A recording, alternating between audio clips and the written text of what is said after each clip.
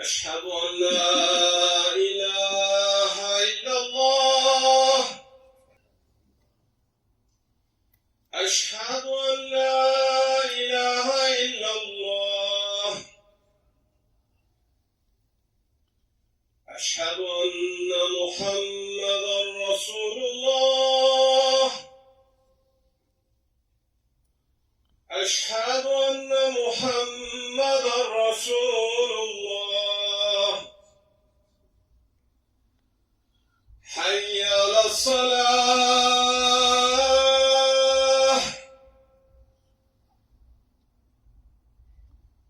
حي على الصلاة.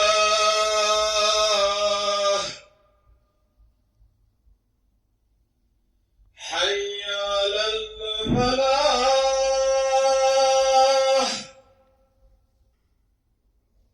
حي على الفلاح. الله أكبر الله أكبر. لا إله إلا الله. إن الحمد لله نحمده ونستعينه ونستغفره ونعوذ بالله من شرور أنفسنا ومن سيئات أعمالنا. من يهده الله فلا مضل له ومن يضلل فلا هادي له.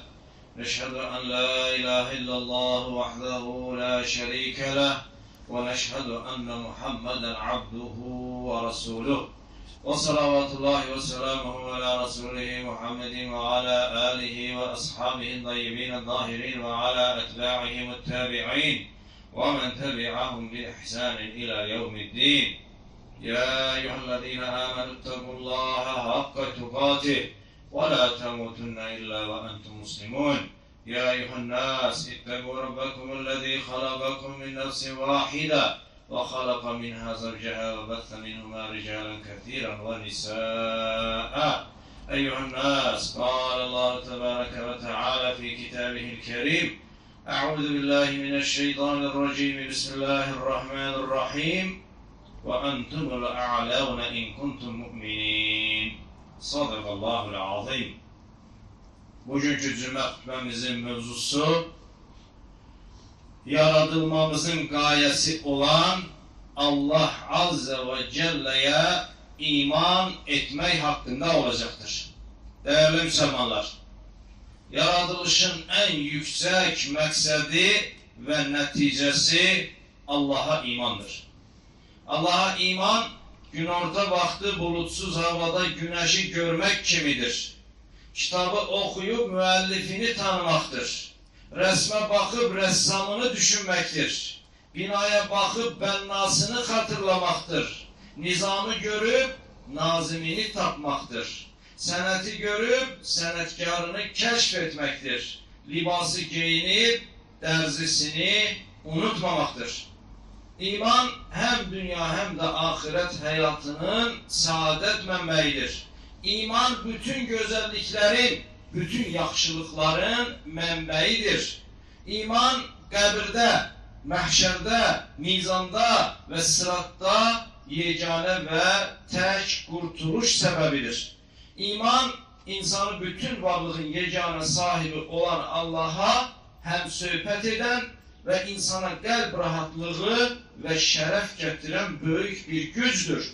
İman, her şeyde ilahi rahmetin izini, elametini, adaletini ve hikmetini müşahede etmektir.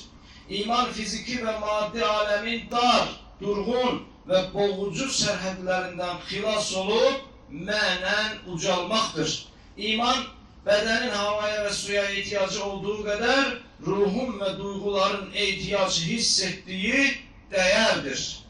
İman, insanı teklikten, tenhalıktan, manevi böhrandan, ümitsizlikten ve intihardan kurtaran nimettir. İman büyük yıldızları küçük zerreler kadar asan icat edeni, bütün sesleri birden eşideni, bütün ihtiyaçları birden temin edeni, kainattaki hiçbir şeyin idare ve iradesinden hariç olmayanı, her şey ondan oldukça uzak olduğu halde her şeye oldukça yakın olanı ve heç bir işi diğer işine mani olmayanı tapmaktır. İman yoktan var edene, mülkün sahibine, adil ve merhametli olana, şefa ve ruzi verene ve dua ve tövbeleri kabul edene sığınmaktır. İman Rabbimizin Azze ve Celle'nin emirlerine tabi olup, qadağalarından kaçıp ve doğru yolda olan mümin olmağa söz vermektir. İman, hak ve adalete, yaxşılıq ve merhamete, huzur ve saadete aparan yollardaki bütün maniyeleri oradan uzaklaştırmaktır.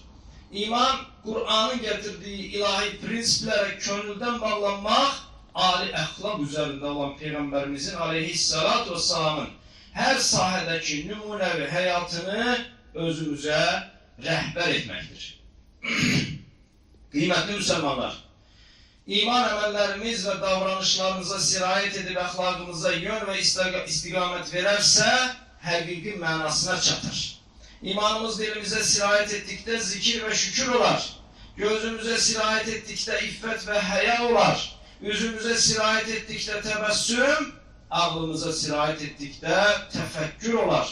Könlümüze sirayet ettikdə səmimiyyət, ailemize sirayet ettikdə sevgi, ehtiram, şefkat ve merhamet olar. İmanımız iş ve ticaret hayatımıza sirayet ettikdə doğruluk ve dürüstlük olar. İmanımız cemiyet hayatına sirayet ettikdə ise adalet, itibar ve huzur olar. Değerli kardeşler, kuvveler gayri beraber olsa da Müslümanları Bedir'de, Hendek'te ve Yemame'de galip eden imanları olmuştur. Selahaddin Eyyubileri ve Fatih Sultan Mehmetleri galip eden imanları olmuştur. Yine de 44 günlük Hak Muharebesi'nde kahraman ordumuzu galip eden imanları olmuştur. Muhterem Müslümanlar, Rabbimiz Azze ve Celle Ali İmran Suresi 139. ayette böyle buyurur. Eğer inanırsınızsa üstün olan sizsiniz.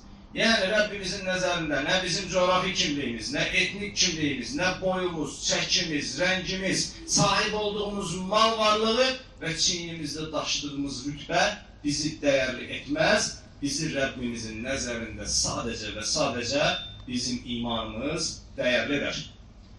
Müslüm'de gelen hadiste Peygamberimizden aleyhissalatü vesselam'dan İslam dini ile alakalı məsləhət isteyen şəxsə Allah Resulü aleyhissalatü vesselam Allah'a iman ettim de sonra dürüst ve vicdanlı ol məsləhətini vermiştir.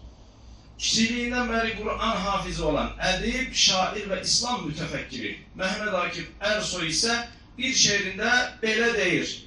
İmandır o cövher ki ilahi ne büyüktür. İmansız olan paslı ürək sinədə yüktür. Şair şehrinde imanı cövherə, daşa, qaşa, dəyərə bənzətmiş və imansız qəlbin sinədə ancaq və ancaq paslı yük olacağını dilə gətirmişdir. Əziz müsəlmanlar, Peyğəmbərimizi sallallahu aleyhi ve sellem'i 8 yaşından itibaren himaye eden ve onu aleyhissalatü vesselam'ı Peyğəmbər olduktan sonra belə Məkkə müşriklerinden koruyan Allah Resulü'nün aleyhissalatü vesselam'ın əmisi Ebu Talib olmuştur.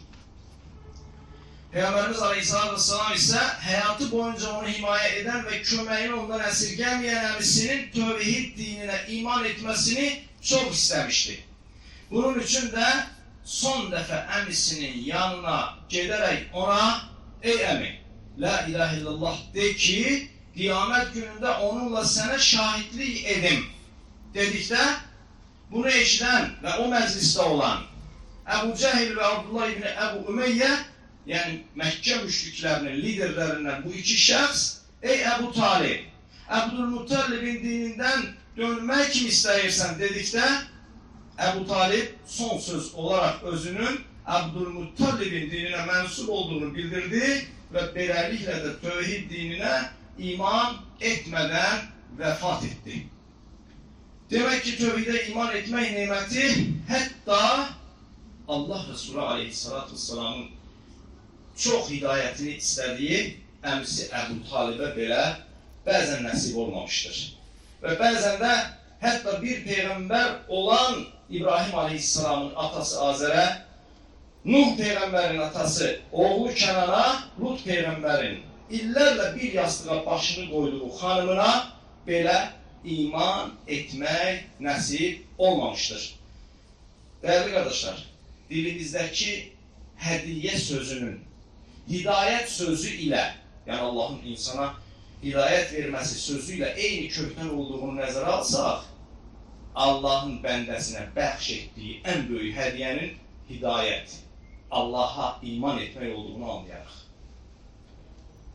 Dəyərli qardaşlar, iman etdikdən sonra fitnənin, qəflətin, dünyəviləşmənin və nəfsani kirli arzuların artdığı müasir dünyamızda dəlalətə düşməmək üçün, səhhəti qorumaq üçün bədənə lazımlı qidanın verilməsi zəruri olduğu kimi, iman nemətini itirməmək üçün də imanımızı dua və ibadətlərlə, zikirlərlə, fikirlərlə, şükürlərlə, elm məclisləri ilə, Allahın adı çəkildikdə qəlbi titrəyən və gözü yaşaran qardaşlardan ibarət məclislərlə qorumağa çalışaq.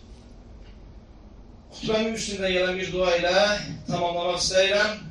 Allahım, bizi bağışla, bizə mərhəmət et, bizə hidayət, afiyət və ruzi ver. Dəyərli qardaşlar, Allah hər birimizə bəxş etdiyi və dəyərsiz və bənzərsiz olan iman nemətini qoruyub, o nemət üzərində sabit qala bilməyi və son nəfəsimizi La ilahe illallah, Muhammedur Rasulullah ilə verib, onun huzuruna üzü ağ, alnı açıq çıxmağı cümləmizə nəsib etsin.